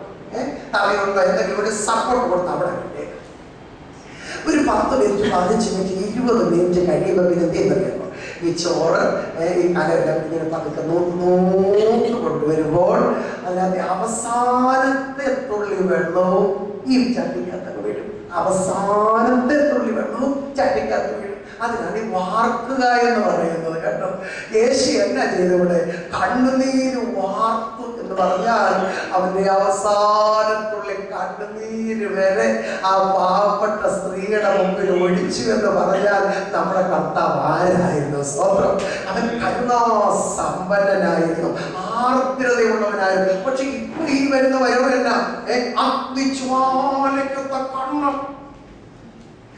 ന്യായാധിപനായ കർത്താവ് കടന്നു വരുമ്പോൾ എന്നുവെച്ചാൽ കരുണയുടെ കണിക പോലും ആ കണ്ണിലില്ല. കർത്താവേ, ഞാനൊരു പാപിയെ, എന്നെ രക്ഷിക്കണേ എന്ന് പറഞ്ഞ ഒരു രക്ഷയില്ല. അന്നല്ല രക്ഷിക്കുന്നത്, ഇപ്പോഴാ അവൻ രക്ഷിക്കുന്നത്. ഇപ്പോഴാ രക്ഷാദിവസം, അന്ന് രക്ഷാദിവസമല്ല. അന്ന് ന്യായം വിധിക്കാൻ അധികാരത്തോട് ഇറങ്ങി വരിക. അപ്പോഴത്തെ ആ നോട്ടം കണ്ടു, അഗ്നിജ്വാലയ്ക്കൊത്ത കണ്ണുകള്. നമുക്ക് വീട്ടിലറിയാമല്ലോ, കുഞ്ഞുങ്ങൾ കുസൃതി കാണിക്കുമ്പോൾ ആദ്യം വിളിച്ചത് മോനെ നീ അത് ചെയ്യരുതെന്ന് പറയും. പിന്നെ അവൻ ആവശ്യം പറയും, മോനെ നീ ഞാൻ തല്ലുവേ, നീ ചെയ്യരുതെന്നാ പറഞ്ഞത്. പിന്നെ അവനത് ചെയ്താൽ എന്ത് ചെയ്യും? പപ്പ എന്ത് ചെയ്യും? അവനോട് പിടിച്ച് അപ്പോഴത്തെ ആ കണ്ണിന്റെ ഭാവം ഒന്ന് കാണണം. പിടിച്ച് ആ മുറിക്കാത്തോട്ട് മുറി അങ്ങ് അടച്ചിട്ട് ചടാപട നടി ഉടങ്ങുമ്പോൾ വാതിലേ വന്ന് മുട്ടിക്കൊണ്ട് മറ്റേ മമ്മി പറയും, ഇവനെ കൊല്ലല്ലേ, ഇവനെ കൊല്ലല്ലേ, എടി മുണ്ടിപ്പോരുത്, ഇവനെ ഞാൻ ശരിയാക്കും ഇപ്പൊ എന്ന് പറഞ്ഞോട്ടാ അകത്തിട്ട് ചടാപട അടിക്കുന്നത്. അപ്പൊ ഇറങ്ങി വരുമ്പോ അദ്ദേഹത്തിന്റെ കണ്ണു നിങ്ങൾ നോക്കണം, കണ്ടോ ഉക്കന്റെ കണ്ണുപോലെ. അങ്ങനെ അടിച്ചുവാലക്കത്ത കണ്ണുകൾ എന്ന് പറഞ്ഞാൽ ഒരു കരുണയുമില്ല. ദയക്കായിട്ട് എന്ന് അപേക്ഷിച്ചാൽ ഒരു മറുപടിയുമില്ല. കാര്യം അവൻ ചെയ്ത് ആ നിലയിൽ നശിച്ച മാനവ ജാതിയെ ന്യായം വിധിപ്പാൻ ഇറങ്ങി വരുന്ന വരവ അഗ്നിജ്വാലയ്ക്കൊത്ത കണ്ണുകളോട്. ഇനി അടുത്ത ഭാഗത്തേക്ക് അവന്റെ കാര്യങ്ങളൊന്ന് ശ്രദ്ധിച്ച്. ഉലയിൽ ചുട്ടു പഴുപ്പിച്ച വെള്ളോട്ട് എന്താ ഈ വെള്ളോടെന്ന് പറഞ്ഞാൽ? It's a combination of brass and silver. ബ്രാസും സിൽവറും ഉരുക്കി എടുത്താൽ അതിന്റെ അവശിഷ്ടമാണ് ഈ വെള്ളോടെന്ന് പറയുന്നത്. ഈ വെള്ളോട് അത് ചൂട് പിടിക്കാൻ സമയം ഏറെ എടുക്കും. ചൂട് പിടിച്ചാലോ തണുക്കാൻ ഏറെ സമയമെടുക്കും. ചില വീട്ടിൽ എൻ്റെ ദൈവമേ സഹോദരിമാർ പിണങ്ങിപ്പോയ ആകെ വിനയ അങ്ങനെ പിണങ്ങത്തില്ല. പിണങ്ങിയാൽ ആകെ മെനക്കേടാ കേട്ടോ. അങ്ങനെ പിണങ്ങത്തില്ല. പിണങ്ങിയാൽ പിന്നെ കുറേ ദിവസത്തേക്ക് ഉണ്ടാട്ടോ ഇല്ല, ബിരിയാട്ടോ ഇല്ല, ഒന്നുമില്ല. ആഹാരം കൊണ്ടുവന്ന് അങ്ങോട്ട് വെച്ചിട്ട് മോനെ വിളിച്ചോട്ട് പറയാം, പിന്നെ അവനോട് വേണ്ടാവുന്ന വഴിയാൻ വിളിക്കാൻ പോയി. പിന്നെ കുറേ ദിവസത്തേക്ക് എന്തോന്നറിയാമോ പിണക്കമാ. മിണ്ടാട്ടോ ഇല്ല, ബിരിയാട്ടോ ഇല്ല, പിന്നെ മോനെയാണ് ഉപയോഗിക്കുന്നത്. അവനാ മധ്യസ്ഥൻ. ദൈവത്തിനും മനുഷ്യനും മധ്യസ്ഥനും ഒരുവരെന്ന് പറഞ്ഞാൽ ഈ കൊച്ചം വേണം മധ്യസ്ഥനായി നിൽക്കാൻ. ആരെ കൊണ്ടെന്ന് അവിടെ വെക്കും. ചായ കൊണ്ടിട്ട് പഠിക്കണ എൻ്റെ അപ്പന് ഒന്ന് പിടിക്കാൻ പറയണം എന്ന് പറയും. അപ്പൊ നോക്കണേ. അപ്പൊ എന്ന് പറഞ്ഞാൽ അതെ ഈ ഞാൻ പറഞ്ഞത് ചൂട് പിടിക്കാൻ സമയം ഏറെ എടുക്കും. ചൂട് പിടിച്ച തണുക്കാനും ഏറെ സമയം എടുക്കും. അങ്ങനെ ഒന്നാണ് ഈ വെള്ളോടെന്ന് പറയുന്നത്. കർത്താവിന്റെ കാലെന്ന് നോക്കിയ വെള്ളോട്ട് സദൃശമായ കാല്. ഈ കാലല്ല പണ്ട് നമ്മൾ കണ്ട കാല്. ഇവിടെ സുവിശേഷത്തിൽ വായിക്കുന്ന കാല്. അത് അത്ര അനുഗ്രഹിക്കപ്പെട്ട കാലുകളാണ്. ഈ കാലുകൾ കൊണ്ടാണ് യഹൂദ്യ മലനാട് മുഴുവൻ കർത്താവ് സഞ്ചരിച്ചത്. ഈ കാലുകൊണ്ടാണ് ശബരിയുടെ അതേ പുഴവത്തെത്തിയത്. ഈ കാലുകൊണ്ട ഗലീല നാടുകളെല്ലാം കർത്താവ് സഞ്ചരിച്ചത്.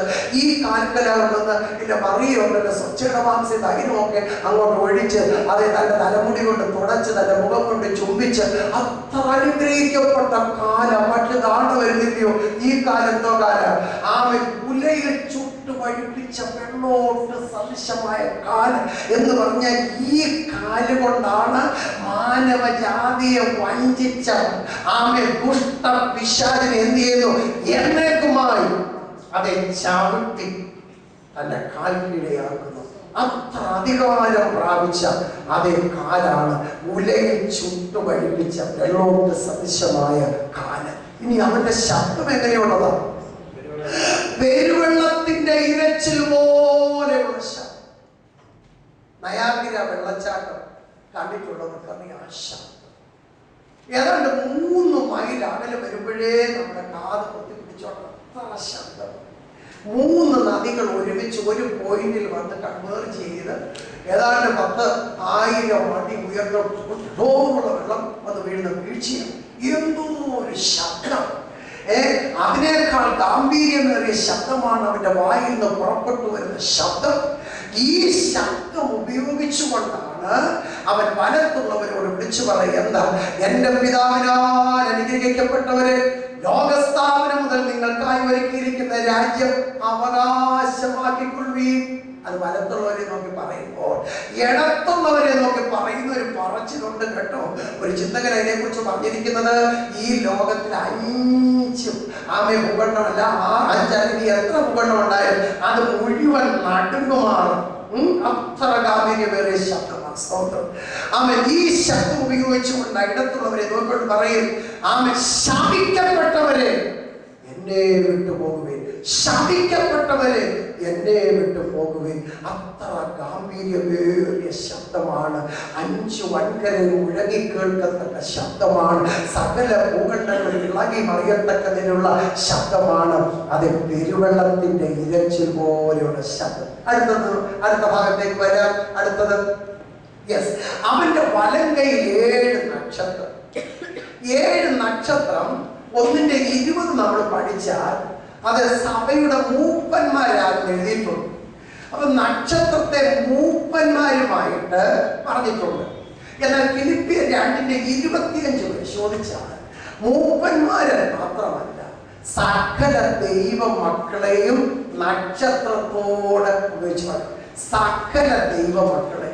അത് ഫിലിപ്പിയർ 2:25 പറയുന്നു. അപ്പോൾ തന്നെ ദാനിയേൽ പ്രവചനം 12:2 അത് എങ്ങനെ നമ്മൾ വായിക്കുന്നു? എന്നാൽ ബുദ്ധിമാന്മാർ ആകാശമണ്ഡലത്തിലെ പ്രഭ പോലെ, പലരെയും നീതിയിലേക്ക് തിരിക്കുന്നവർ നക്ഷത്രങ്ങളെ പോലെ ശോഭിക്കും. അപ്പൊ ദൈവ മക്കളാണ് നക്ഷത്രങ്ങൾ. ഇത് പറയുമ്പോൾ ഓർത്തോണം പ്രിയമുള്ളവര്, ന്യായവിധിക്കായി എന്റെ കർത്താവ് ഇറങ്ങി വരുമ്പോ, ഈ ഭൂമിയെ ന്യായം വിധിപ്പാൻ ഇറങ്ങി വരുമ്പോൾ അവന്റെ രക്തം കൊടുത്ത് വിലയ്ക്ക് വാങ്ങിയ അവന്റെ സഭ, അവന്റെ മക്കൾ എവിടാ? അവന്റെ കയ്യിലാണ്. ദൈവത്തിന് സ്തോത്രം. അവന്റെ വലങ്കയിൽ ഇങ്ങനെ മുറുകെ പിടിച്ചിരിക്കുക. യോഹന്നാൻ 10:23 വാക്യത്തിൽ വരുമ്പോൾ, ആമൻ എന്റെ ആടുകളെ ഞാൻ തിരിച്ചറിയുന്നു, ആരും എന്റെ കയ്യിൽ നിന്ന് പിടിച്ച് പറിക്കയില്ല എന്ന് പറഞ്ഞാൽ, എന്റെ ആടുകളെ ഞാൻ എന്റെ കൈക്കുള്ളിൽ ഞാൻ പൊതിഞ്ഞ് സൂക്ഷിച്ചിരിക്കുക. ഈ ആടിലൊന്നിനെ പിടിച്ചെടുക്കാൻ ഒരു ശക്തിക്ക് കഴിയുകയില്ല, ഒരു ദുഷ്ടശക്തി കഴിയുകയില്ല. ഞാൻ എന്റെ കയ്യിൽ ഇങ്ങനെ പിടിച്ച് അതെ അങ്ങനെ ഒതുക്കി സൂക്ഷിക്കുക. പിടിച്ചൊതുക്കുക എന്ന് പറഞ്ഞാലേ അവൻ ഇങ്ങനെ പിടിച്ചു കഴിഞ്ഞാൽ അതേ പലതും നിങ്ങൾക്ക് പുറത്ത് കാണാൻ പറ്റുമോ? അങ്ങനെയല്ല, മറിച്ച് എൻ്റെ കയ്യിൽ ഞാൻ എൻ്റെ ആടുകളെ താണ്ടി ഇങ്ങനെ, നിങ്ങൾക്കൊന്നും ഇത് കാണാൻ പറ്റുകയില്ല. അപ്പൊ തന്നെ എൻ്റെ ആടുകളെ ഞാൻ ഇതിനകത്ത് സൂക്ഷിച്ചിട്ടുമുണ്ട്. ഈ കയ്യിൽ ഒതുങ്ങിയിരിക്കുന്ന ആടുകളെ ഒരു ശക്തിക്കും പിടിച്ചു പറിക്കാൻ കഴിയില്ല, ഒരു ശക്തിക്കും. സ്തോത്രം. അപ്പൊ അവന്റെ മക്കൾ ഇപ്പൊ എവിടാ? അവന്റെ വലങ്കയിൽ. ഇനി അവന്റെ വായിൽ നിന്ന് പുറപ്പെട്ടു വരുന്നുണ്ട് ഇരുവായുത്തലയുള്ള വാള്. ഇവിടെ പറഞ്ഞിരിക്കുന്ന ഇരുവായുത്തലയുള്ള വാള് എബ്രായർ 4:12 വാളല്ല, അത് ദൈവവചനം എന്ന വാളിനെ കുറിച്ചാണ്. ദൈവവചനം അതെ ഇരുവായുത്തലയുള്ള ഏത് വാളിനേക്കാളും മൂർച്ചയേറിയ. പക്ഷെ ആ വാളല്ല ഈ വാള്. ഈ വാള് ന്യായവിധിയുടെ വാള, നീതിയുടെ വാള. ന്യായാധിപനായി കർത്താവ് ഇറങ്ങി വരുമ്പോൾ, ന്യായം വിധിപ്പാൻ വരുമ്പോൾ അവന്റെ വായിൽ നിന്ന് പുറപ്പെട്ടു വരുന്ന വാള് നീതിയുടെ വാള. അവൻ നീതിയോട് ന്യായത്തോടു കൂടെയാ ന്യായം വിധിക്കുന്ന. സ്തോത്രം. 7-ാം സങ്കീർത്തനം 9-ാമത്തെ വാക്യത്തിൽ നാം ഇങ്ങനെ വായിക്കും, നമ്മുടെ ദൈവം നീതിയുള്ള ന്യായാധിപതിയാകും, നീതിയോടെ ന്യായം വിധിക്കുന്നത്. പക്ഷം പിടിച്ചല്ല, കൈക്കൂലി വാങ്ങിച്ചല്ല, ഒന്നുമല്ല, നീതിയോടെ ന്യായം വിധിക്കുന്ന അങ്ങനെയുള്ള ഇരുവായുത്തലയുള്ള വാൾ. ഇനി അവന്റെ മുഖമോ സൂര്യൻ പ്രകാശിച്ച് അത് ശക്തിയോടെ പ്രകാശിക്കുന്ന പോലെ. ഭക്തനായ KV സൈമൺ സാർ അതിനെ കുറിച്ച് പറഞ്ഞിരിക്കുന്നത്, 7 സൂര്യന്മാർ ഒരുമിച്ച് എന്ന് പ്രകാശിക്കുമ്പോൾ അന്നേരം ഉണ്ടാകുന്ന സ്ഫുരണം എന്താണോ അതേ സ്ഫുരണമാ അവന്റെ മുഖത്ത് നിന്ന് പുറപ്പെട്ടു വരുന്നത്. See, that kind of radiation is coming out of his face. അവന്റെ മുഖത്ത് നിന്ന് സ്ഫുരിച്ചു നിൽക്കുന്ന സ്ഫുരണം അതാണ്. അവന്റെ മുഖം സൂര്യൻ ശക്തിയോടെ പ്രകാശിക്കുന്ന പോലെ. അപ്പൊ ആ മുഖത്തിന്റെ അടുക്ക പോയിട്ട് അകലെ പോലെ നമുക്ക് നിൽക്കാനൊക്കത്തില്ല. ആ മുഖത്തേക്ക് നോക്കി കർത്താവേ എനിക്ക് എന്നെ സഹായിക്കണേ, എന്നോട് കൃപ തോന്നണേ എന്നൊന്നും പറയാനൊക്കത്തില്ല. കറിയാവിന്റെ തട്ടിച്ച സമയത്ത് മുന്നോട്ട് നോക്കിയാൽ നമ്മൾ അതേ നോക്കി കണ്ടത് അതുപോലെ അത് പൊട്ടി കളഞ്ഞു. കാര്യം അങ്ങോട്ട് നോക്കാനൊക്കത്തില്ല, അത്ര ഞാൻ ചുട്ടുപഴുത്ത് സൂര്യൻ നിൽക്കുന്ന സമയം എന്നതുപോലെ അവന്റെ മുഖം ശക്തിയോടെ പ്രകാശിച്ചു നിൽക്കുന്നു. നോക്കണേ, അടുത്ത ഭാഗത്തേക്ക് വരാം.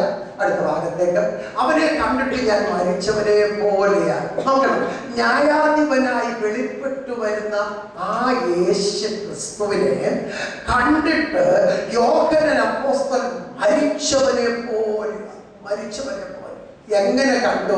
നിലയങ്കി ധരിച്ചവനായി, മാറത്ത് പൊൻകച്ച കെട്ടിയവനായി, അഗ്നിജ്വാലയ്ക്കത്ത കണ്ണുകൾ ഉള്ളവനായി, ഉലയിൽ ചുട്ടുപഴുപ്പിച്ച കാലുകൾ ഉള്ളവനായി, പെരുവെള്ളത്തിന്റെ ഇരച്ചിലുപോലെ ശബ്ദമുള്ളവനായി, ഇരുവായുത്തലുള്ള വാള് പുറപ്പെട്ടു വരുന്ന ഒരുവനായി, സൂര്യൻ ശക്തിയോടെ പ്രകാശിച്ചു നിൽക്കുന്ന മുഖത്തോടുകൂടെ, ആമേൻ, 7 നക്ഷത്ര വലങ്കയിൽ പിടിച്ചുകൊണ്ട് അധികാരത്തോടെ ശക്തിയോടെ ഇറങ്ങി വരുന്ന ഒരുവനെ കണ്ടപ്പോൾ ഞാൻ മരിച്ചവനെ പോലെ. കാര്യം യേശു കർത്താവിന്റെ കൂടെ അധിക കാലവും കൂടെ നടന്ന വ്യക്തിയാണ് ആര്? ഈ യോഹന്നാൻ അപ്പോസ്തലൻ. ഇതുപോലൊരു കർത്താവിനെ ഇന്ന് വരെ താൻ കണ്ടിട്ടില്ല. ഏറ്റവും കൂടുതൽ സമയം യേശുവിനോട് കൂടെ ചിലവഴിച്ച വ്യക്തിയായിരുന്നു ഈ യോഹന്നാൻ അപ്പോസ്തലൻ. കർത്താവിന്റെ പുനരുത്ഥാനത്തിന് മുമ്പും പുനരുത്ഥാനത്തിന് ശേഷം എല്ലാം കൂടെ തന്റെ ഇന്നർ സർക്കിൾ ഓഫ് ഡിസൈപ്പിൾസിൽ യേശു കർത്താവ് യോഹന്നാൻ അപ്പോസ്തലൻ ഒരുവനായിരുന്നു. യേശു കർത്താവിന്റെ കൂടെ ഉണ്ടായിരുന്ന 3 ശിഷ്യന്മാർ ഒരുവൻ യോഹന്നാനായിരുന്നു. അങ്ങനെ യേശുവിനോട് കൂടെ സഹകരിച്ച ആ യോഹന്നാൻ ഇപ്പോഴാണ് മരിച്ചവരെ പോലെ വീണ് കിടക്കുക. എന്താ കാര്യം? ഇന്ന് വരെ കണ്ടിട്ടില്ലാത്ത ഒരു പ്രത്യേക അനുഭവത്തോടു കൂടിയാണ് യേശു കർത്താവ് ന്യായാധിപനായി വെളിപ്പെട്ടു വരുന്നത്. എന്നെ കേൾക്കുന്ന പ്രിയമുള്ളവരെ, നമ്മുടെ കർത്താവിന്റെ പ്രത്യക്ഷതയ്ക്ക് 4 മുഖങ്ങളാണ്. 1, അവൻ വീണ്ടെടുപ്പുകാരനായി ഒരിക്കൽ വന്നു. 2, അവൻ ആത്മമണവാളനായി ഒട്ടും താമസിയാതെ അവൻ മടങ്ങി വരുന്നു. 3, അവൻ ന്യായാധിപനായി സർവ്വലോകത്തെയും ന്യായം വിധിക്കേണ്ടതിനായി എന്റെ കർത്താവ് കടന്നു വരുന്നു. 4, അവൻ രാജാതി രാജാവും കർത്താതി കർത്താവുമായി അവൻ മടങ്ങി വരുന്നു. 1, അവൻ വീണ്ടെടുപ്പുകാരനായി. 2, അവൻ ആത്മമണവാളനായി. 3, അവൻ ന്യായാധിപനായി. 4, അവൻ രാജാതി രാജാവും കർത്താതി കർത്താവുമായി അവൻ മടങ്ങി വരുന്നു. സ്തോത്രം. ഇനി ന്യായവിധി, ദൈവിക ന്യായവിധി എന്ന് പറയുമ്പോൾ, കഴിഞ്ഞ ഒരു ക്ലാസ്സിൽ ദൈവത്തിന്റെ കൃപയാൽ ഈ ഒരു ക്ലാസ് ഞാൻ എടുക്കുമ്പോൾ കത്തോലിക്ക ബാക്ക്ഗ്രൗണ്ടിൽ നിന്ന് വന്ന ഒരു സഹോദരി ആ ക്ലാസ്സിൽ ഉണ്ടായിരുന്നു. അന്ത്യ ന്യായവിധിയെ കുറിച്ച് ഞാൻ ഇങ്ങനെ പ്രസംഗിച്ചു വരുന്ന കൂട്ടത്തിൽ ആ സഹോദരൻ കരഞ്ഞു. ഒടുവില് ആ ക്ലാസ്സിന്റെ ഒടുവിൽ ഞാൻ ഓർപ്പിപ്പോൾ കൊടുക്കുമ്പോൾ ആ സഹോദരി അവിടെ വെച്ച് യേശുവിനെ രക്ഷകന് കർത്താവുമായി സ്വീകരിച്ചു. ഈ കഴിഞ്ഞിടയ്ക്ക് ഞാൻ വേറൊരു സെമിനാറിൽ ചെന്നപ്പോൾ ഈ സഹോദരി ഓടി എൻ്റെ അടുത്ത് വന്ന്, സാറേ എന്നെ മനസ്സിലായോ? ഞാൻ പറഞ്ഞു, എനിക്ക് ഓർമ്മയില്ലല്ലോ. എനിക്ക് IMA ക്ലാസ് എടുത്തപ്പോൾ ഞാൻ ഉണ്ടായിരുന്നു. സാർ അന്ത്യന്യായവിധിയെ കുറിച്ച് ക്ലാസ് എടുത്തു. അവിടെ വെച്ചാൽ ഞാൻ യേശുവിനെ രക്ഷകന് കർത്താവുമായി സ്വീകരിച്ച്. എൻ്റെ ഭർത്താവ് ഇവരെയും വിശ്വാസത്തിൽ വന്നിട്ടില്ല. ഞാൻ കഴിഞ്ഞ ആഴ്ച സ്നാനപ്പെട്ടു. ആകെ പ്രശ്നമായിരിക്കുക. സാറ് പ്രത്യേകിച്ച് പ്രാർത്ഥിക്കണേന്ന് പറഞ്ഞ ആ സഭയിൽ വരാനിടയാണ് എന്ന് പറഞ്ഞാൽ ആ വചനം അവർ കാര്യമായി ക്രിയ ചെയ്യും. അന്ത്യന്യായവിധി, സർവ്വലോകത്തെയും ന്യായം വിധിപ്പാൻ ഒരുവൻ കടന്നു വരുന്നു എന്നുള്ള വിവരം ഈ ഭാഗം ഉദ്ധരിച്ചുകൊണ്ട് സംസാരിച്ചപ്പോൾ ആ സഹോദരി വല്ലാതെ ഉള്ളുകൊണ്ട് ഭയന്നുപോയി. ഇത്ര ഒരു ന്യായാധിപന്റെ മുമ്പിലാണല്ലോ കർത്താവേ ഞാൻ വന്ന് നിൽക്കേണ്ടി വരുന്നത് ഓർത്ത് ഉള്ളും ഭയന്ന് യേശുവിനെ രക്ഷകൻ കർത്താവുമായി സ്വീകരിച്ചു. 3 ന്യായവിധികളെ കുറിച്ച് ഓടിച്ച് പറഞ്ഞ് അത് ഈ ഭാഗം അവസാനിപ്പിക്കാം. 1ാമത്തെ ന്യായവിധി എന്ന് പറയുന്നത് അത് ദൈവ മക്കൾക്ക് വേണ്ടി, വിശുദ്ധന്മാർക്ക് വേണ്ടി ദൈവം വച്ചിരിക്കുന്ന ന്യായവിധിയാണ്. ഒന്ന് വായിക്കാം. 2 കൊരിന്ത്യർ 5-ാം അധ്യായം 10-ാമത്തെ വാക്യം വായിച്ചാൽ. 2 Corinthians 5:10, 2 കൊരിന്ത്യർ 5-ന്റെ 10-ാമത്തെ വാക്യം. അവനവൻ ശരീരത്തിലിരിക്കുമ്പോൾ ചെയ്തത് നല്ലതാകിലും തീയതാകിലും അതിന് തക്കവണ്ണം പ്രാപിക്കേണ്ടതിന് നാം എല്ലാവരും ക്രിസ്തുവിന്റെ ന്യായാസനത്തിന് മുൻപാകെ വെളിപ്പെടേണ്ടതാണ്. ഇവിടെ ഇതാ ഒരു സിംഹാസന കർത്താവ് വയ്ക്കുന്നു. ന്യായാധിപനായി ഇറങ്ങി വരുന്നത് യേശു കർത്താവ്. അവൻ ഇരിക്കുന്ന സിംഹാസന്റെ പേരാണ് ക്രിസ്തുവിന്റെ ന്യായാസനം. Judgment seat of Christ. ക്രിസ്തുവിന്റെ ന്യായവിധിയുടെ സിംഹാസനം. ഈ സിംഹാസനം എവിടെ വയ്ക്കുന്നു? ഇത് മധ്യാകാശത്തിൽ വയ്ക്കുന്നു. ഈ ന്യായവിധി എപ്പോൾ നടക്കുന്നു?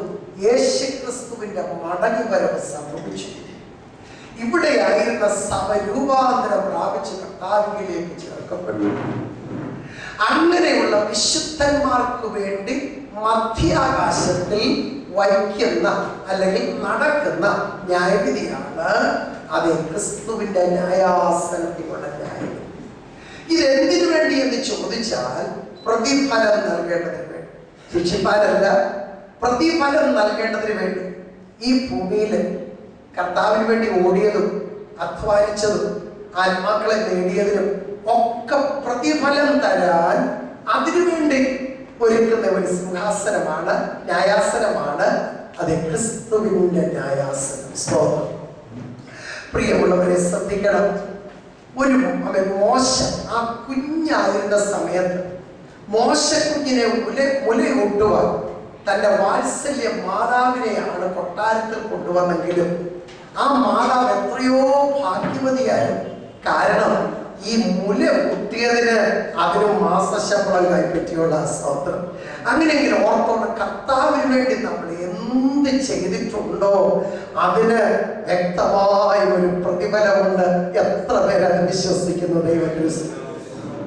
നമ്മൾ ഓടിയതിനും നമ്മൾ കർത്താവിന് വേണ്ടി നേടിയതിനും നമ്മൾ അധ്വാനിച്ചതിനും പീഡ സഹിച്ചതിനും ഒഴുക്കിയ കണ്ണുനീരിനും ചിലവിട്ട പണത്തിനും എല്ലാം പ്രതിഫലമുണ്ട്. ദൈവത്തിന് സ്തോത്രം. ഒരുവൻ അവനവൻ ചരിത്രത്തിലേക്ക് ചെയ്യാൻ നല്ലതാകിലും തീയതാകിലും എന്ന് പറയുമ്പോൾ വിശുദ്ധന്മാരെ സംബന്ധിച്ച് പാപം ചെയ്ത് പ്രതിഫലം വാങ്ങിക്കുന്ന കാര്യമല്ല.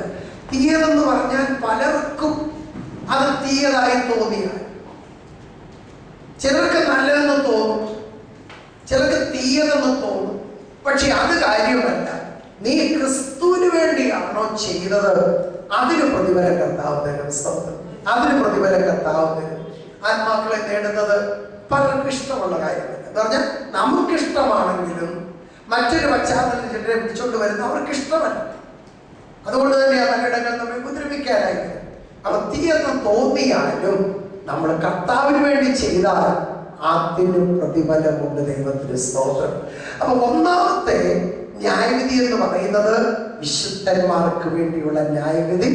അത് മധ്യാകാശത്തിൽ വയ്ക്കുന്നു. അതിന് പ്രതിഫലമാണ് അവർക്ക് ലഭിക്കുന്നത്. പ്രതിഫലം എങ്ങനെ? കിരീടങ്ങളായി പ്രതിഫലം അവർക്ക് നൽകും. സ്തോത്രം. മുത്തുമയമായ കിരീടങ്ങളായിരിക്കും പ്രതിഫലം നൽകുന്നത്. ഞാൻ പറഞ്ഞല്ലോ, ഞാൻ വിശ്വാസ മാർഗത്തിലേക്ക് ഒറ്റയ്ക്ക് ഇറങ്ങി വന്നു. ഭവനത്തിൽ നിന്ന് ശക്തമായ എതിർപ്പൊക്കെ എനിക്കുണ്ടാകുന്നു. 7 വയസ്സുള്ള ഒരു പെൺകുട്ടി, ഒരു മോള്, അവൾ എന്നോട് പറഞ്ഞ ഒരു വാചകം ഇന്നും എൻ്റെ മനസ്സിൽ ഇങ്ങനെ പിഴകി നിൽക്കുകയാണ്. ഞാൻ ഒത്തിരി ദൈവം പഠിച്ച് കുറേ പുസ്തകങ്ങളൊക്കെ വായിച്ചു പഠിച്ചു റിസർച്ചൊക്കെ ചെയ്ത് കിട്ടിയ കാര്യമൊക്കെ ശരിയാണെങ്കിലും ഈ കുഞ്ഞു പറഞ്ഞ വാചകമാണ് എന്നെ ബലപ്പെടുത്തി നിർത്തുന്നത്. സോ ഞാൻ ദിവസമായിട്ട് എൻ്റെ വീട്ടിൽ നിന്ന് വളരെ വിഷമിങ്ങനെ നടന്ന് ഇവിടെ വീടിൻ്റെ മുമ്പിൽ കൂടെ നടന്ന് ഇങ്ങനെ വരുമ്പോൾ ഇവളെന്നെ കണ്ടോട്ടെ അവിടെ വീട്ടിൽ നിന്ന് ഞാൻ ഇറങ്ങി എൻ്റെ അടുത്തോട്ട് വന്നു. എൻ്റെ അടുത്ത് വന്നിട്ട് ചോദിച്ചു, രാഴ്ച വീട്ടിൽ നിന്ന് ഒത്തിരി പ്രതികൂലമൊക്കെ ഉണ്ട്. ഞാൻ പറഞ്ഞുകൊണ്ട് മക്കളെ ഇപ്പം എന്നാ ചെയ്യാന്, വളരെ പ്രതികൂലമുണ്ട്. എന്താ ചെയ്യാൻ? ആ 7 വയസ്സുള്ള കുഞ്ഞ് എന്നോട് പറയുകയാണ്. ഞാൻ ഒരിക്കലും അത് പ്രതീക്ഷയല്ല. അവൾ അങ്ങനെ പറയുന്നതിന് ഒരു പ്രതീക്ഷയില്ല. അവൾ എന്നോട് പറയും, രാഴ്ച വിഷമിക്കരുത് കേട്ടോ. രാഴ്ചാൻ എന്ത് പ്രതികൂലം സഹിക്കേണ്ടി വന്നാലും രാഴ്ചാന് വേണ്ടി കർത്താവ് ഒരുക്കുന്ന കിരീടത്തിൽ ഓരോ മുത്ത് വർദ്ധിക്കുക. 7 വയസ്സുള്ളൊരു കുഞ്ഞെന്നോട് പറയാം, രാഴ്ചാന് വേണ്ടി കർത്താവ് ഒരുക്കുന്ന കിരീടത്തിൽ ഓരോ മുത്ത് വർദ്ധിക്കുകയാണ്. സ്തോത്രം. എൻ്റെ ദൈവമേ, ഞാൻ ആ കുഞ്ഞിനെ അഭിനന്ദിക്കുന്നതിനേക്കാൾ അവരുടെ മാതാപിതാക്കളെ ഞാൻ അഭിനന്ദിക്കുന്നത്. കുഞ്ഞു പ്രായം മുതൽ ഇവിടെ കേൾക്കുകയും മനസ്സിലാക്കുകയും ചെയ്തത് എന്താ? വീട്ടിൽ പറയുന്നതൊക്കെ ആയത് അതാ ഇവിടെ കേൾക്കുന്നത്. മാതാപിതാക്കളൊക്കെ അവരെ പഠിപ്പിക്കുന്നത്. സ്തോത്രം. അപ്പൊ നമുക്ക് വേണ്ടി ഒരു പ്രതിഫലം കർത്താവ് വച്ചിട്ടുണ്ട്. അത് കിരീടമായി അവൻ നമ്മുടെ തലയെ അണിയിക്കും. അതിനുവേണ്ടി കർത്താവ് ഒരുക്കുന്ന ന്യായാസനമാണ് ക്രിസ്തുവിന്റെ ന്യായാസനം. ഇനി രണ്ടാമതൊരു ന്യായാസനമുണ്ട്. അത് വായിക്കാം. മത്തായി സുവിശേഷം 25-ാം അധ്യായം. മത്തായി സുവിശേഷം 25-ാം അധ്യായം അതിന്റെ 34 മുതലുള്ള വാക്യങ്ങൾ. ചെയ്യും. അതിന് 32 സകല ജാതികളെയും അവന്റെ മുമ്പിൽ കൂട്ടും. സകല ജാതികളെയും അവന്റെ മുമ്പിൽ കൂട്ടും. അവൻ അവരെ ഇടയൻ ചെമ്മരിയാടുകളെയും കോലാടുകളെയും തമ്മിൽ വേർതിരിക്കുന്നത് പോലെ 31 മനുഷ്യപുത്രൻ തന്റെ തേജസ്സോടെ സകല വിശുദ്ധന്മാരുമായി വരുമ്പോൾ അവൻ തന്റെ തേജസ്സിന്റെ സിംഹാസനത്തിൽ ഇരിക്കും. രണ്ടാമത്തെ ന്യായവിധിയാണ് തേജസ്സിന്റെ സിംഹാസനത്തിൽ വെച്ച് നടക്കുന്നത്. രണ്ടാമത്തെ ന്യായവിധി. ഈ ന്യായവിധി എപ്പോൾ സംഭവിക്കും? യേശു കർത്താവ് മടങ്ങി വന്നു. ഇവിടെ ആയിരിക്കുന്ന സഭ കർത്താവിലേക്ക് ചേർക്കപ്പെട്ടു. 7 വർഷം കർത്താവിനോട് കൂടെ സ്വർഗത്തിലായിരിക്കും. അതിനുശേഷം ക്രിസ്തുവിനോടുകൂടെ തന്റെ സഭ ഈ ഭൂമിയിലേക്ക് ഇറങ്ങി വരും. ഹർമ്മഗതവും യുദ്ധവും കഴിഞ്ഞു. അതിനുശേഷം 1000 ആണ്ട് വാഴ്ച തുടങ്ങുന്നതിന് തൊട്ടു മുമ്പ് യഹോശാഫാത്ത് താഴ്വരയിൽ കർത്താവ് വയ്ക്കുന്ന സിംഹാസനമാണ് തേജസ്സിന്റെ സിംഹാസനം. യോവേൽ പ്രവചനം 3:1-12 ഒക്കെ നമ്മൾ പഠിച്ചാൽ അവിടെ ഇങ്ങനെ വായിക്കുന്നു, അന്നാണ് ഞാൻ സകല ജാതികളെയും യഹോശാഫാത്ത് താഴ്വരയിൽ കൂട്ടും.